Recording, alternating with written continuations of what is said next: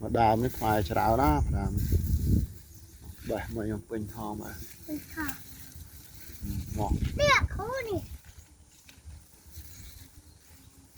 nè đây đi ngọt nè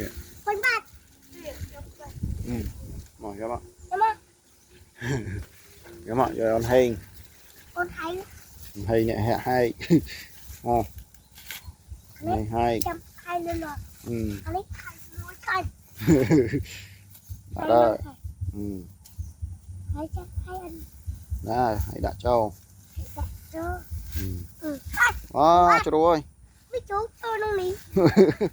ai ô này lọ này lọ na hồng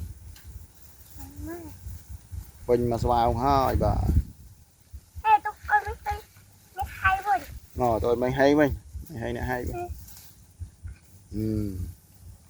ngon hơn nè đào nó ngon nữa